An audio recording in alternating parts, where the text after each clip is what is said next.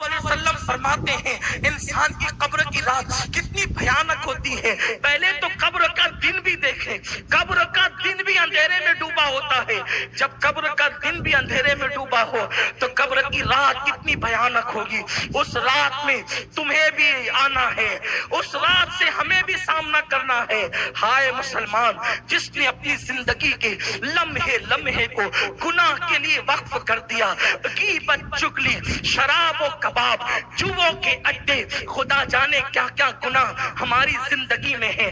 میری قوم کے جوانوں، قبر کی پہلی رات کا ذرا تصور کرو جسے میرے آقا علیہ السلام نے بیان کیا ہے۔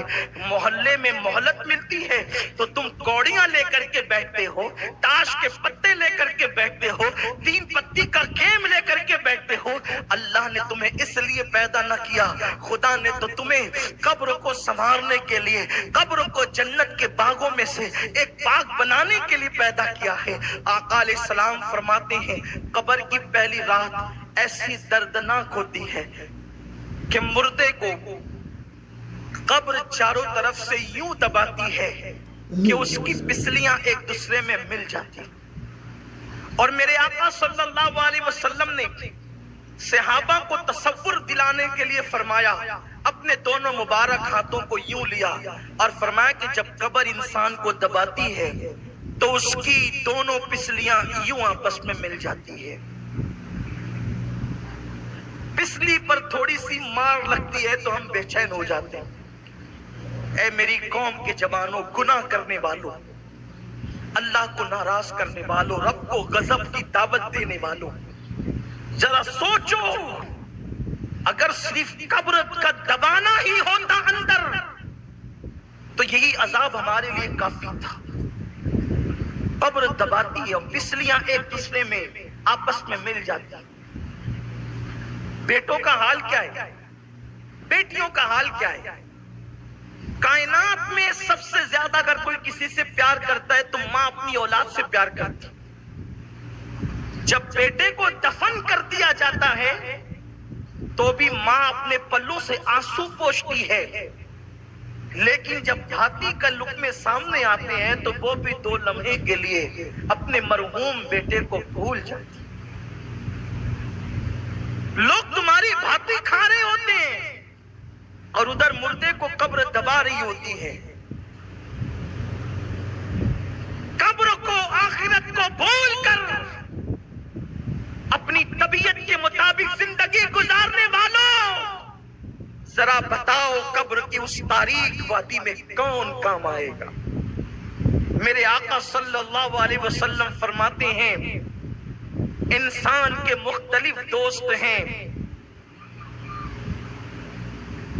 انسان کا دوست مال ہے، انسان کے دوست اولاد ہیں، انسان کے دوست احباب ہیں، انسان کے دوست اعمال ہیں۔ مال کا حال تو یہ جیسے روح جسم سے نکلی ویسے ہی مال پرایا ہو گیا، وارثوں کا ہو گیا۔ دوستوں کا حال یہ قبر تک لایا اور چھوڑ کر کے ایسے چلے گئے جیسے پہچانتے ہی نہ تھے۔ لیکن اعمال انسان کی قبر تک جاتے ہیں۔ ہائے مسلمان، تو نے ان لوگوں سے دل لگایا،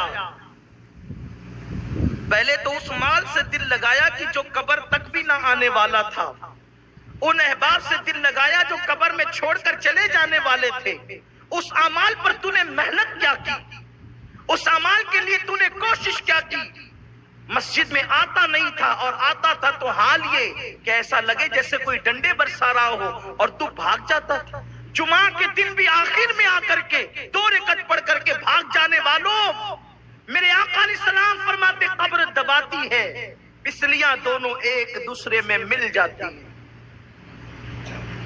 وہ منزل سے گزرنا ہے، تصور کرو۔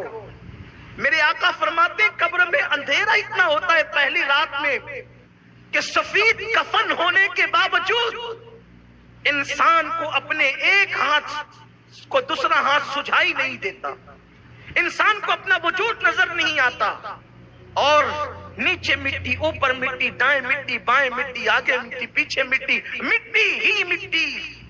اور اس کے بعد پھر اس پر عذاب قبر یوں مسلط کیا جاتا ہے۔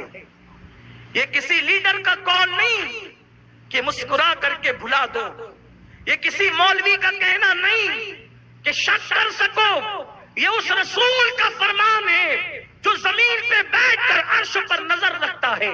یہ اس رسول ہاشمی کا فرمان ہے جس کی نگاہ سے خدا کی ذات نہ چھپی، اس کی نگاہ سے قبر کی بات کیا چھپ سکتی ہے؟ وہ عالم ما کان و ما یکون رسول جسے اللہ نے معلم کائنات، معلم انسانیت بنا کر کے مبعوث فرمایا، اس رسول کا فرمان ہے کہ ابھی قبر کی تاریکی چھٹی بھی نہیں ہے کہ انسان پر عذاب قبر یوں مسلط ہوتا ہے کہ انسان جن جن چیزوں سے دنیا میں ڈرتا تھا وہ ساری چیزیں اس کی قبر میں بھیجی جاتی ہے جو اس کو ڈرا کر کے دہشت زدہ اور وحشت زدہ کرتی ہے۔ مثال کے طور پر دنیا میں کتے سے ڈرتا تھا تو کتے قبر میں آ کر اس کو ڈراتے ہیں، چپکلی سے ڈرتا تھا تو چپکلیاں ڈراتی ہے، چوہے سے ڈرتا تھا تو چوہوں کو بھیجا جاتا ہے اور وہ اس کو ڈراتے۔ سوچو گلی کے کونے پر کھڑے ہیں اور کتا آ جائے تو ہم دور بھاگتے ہیں، قبر کے اندر جب اس طریقے سے کتوں کو، چوہوں کو، چپکلیوں کو، سانپوں، بچھوؤں کو جب مسلط کیا جائے گا تو اس 2 گز زمین میں جہاں پر کروٹ بدلنے کے لیے جگہ نہیں ہے وہاں سے کہاں بھاگو گے؟ چیخو گے آواز کہاں تک پہنچے گی؟ چلاؤ گے آواز کہاں تک جائے گی؟ مسلمان تو کتنا نادان ہے، تجھے اللہ نے محمد الرسول اللہ جیسا نبی عطا کیا، تجھے اللہ نے قرآن مقدس جیسی کتاب عطا کی، تجھے اللہ نے اللہ اکبر ہدایت یافتہ بندوں کا دامن عطا کیا اولیاء کرام کا، لیکن تو نے دنیا دنیا دنیا اور دنیا کی موج مستی میں اپنا وقت ایسے گزار دیا کہ تو نے آخرت کی کوئی فکر نہ کی، قبر کی کوئی پرواہ نہ کی۔ ہاں اگر تجھے وقت ملتا تو تو گناہوں میں ڈوب جاتا۔ تو نے آخرت کے لیے کیا کیا؟